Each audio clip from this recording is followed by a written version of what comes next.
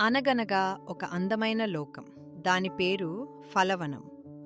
ఇక్కడ పండ్లు, కాయగూరలు అన్నీ మనుషుల కంటే ఎక్కువ సంతోషంగా ఉంటాయి.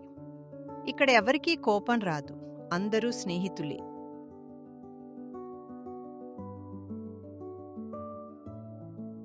బాలు అరటిపండు తన ఇంటి నుండి బయటకు వచ్చి ఆవలిస్తూ సూర్యుడికి నమస్కరిస్తాడు. ఆహా! ఈరోజు ఎంత బావుందో! గాలిలో ఎంత తీయదనం ఉందో కదా!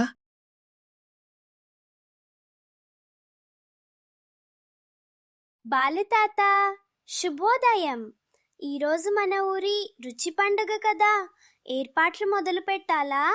అవును కార్ని, నువ్వు వెళ్ళి అందర్నీ పిలువు. మనం మన గ్రామాన్ని ఈరోజు అద్భుతంగా అలంకరించాలి.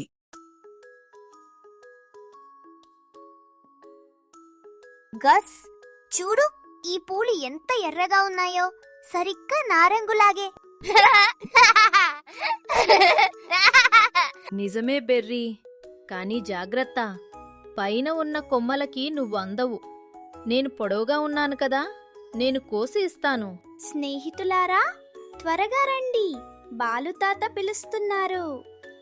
ఈసారి పండుగలో మనం ఒక కొత్త ఆట ఆడబోతున్నాం.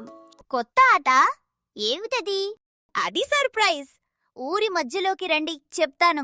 ఊరి మధ్యలో ఉన్న పెద్ద వేదిక వద్ద అందరూ చేరుకుంటారు. సడన్గా ఆకాశం నల్లగా మారుతుంది. పెనుగాలి వీస్తుంది.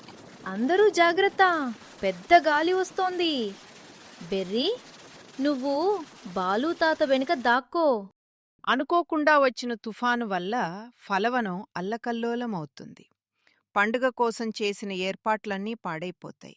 అందరూ నిరాశ చెందుతారు. పిల్లలు, ఫలవనంలో జరిగిన ఈ అద్భుతం మీకు నచ్చితే కింద కామెంట్ సెక్షన్లో మీకు ఇష్టమైన పండు ఏదో మాకు చెప్పండి.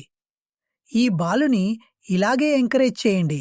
మీకోసం ఇంకా ఎన్నో రంగురంగుల యానిమేటెడ్ కథలు తీసుకొస్తాను.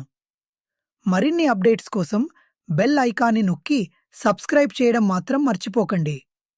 కామెంట్ సెక్షన్లో నెక్స్ట్ పార్ట్ కోసం పార్ట్ 2 అని కామెంట్ చేయండి.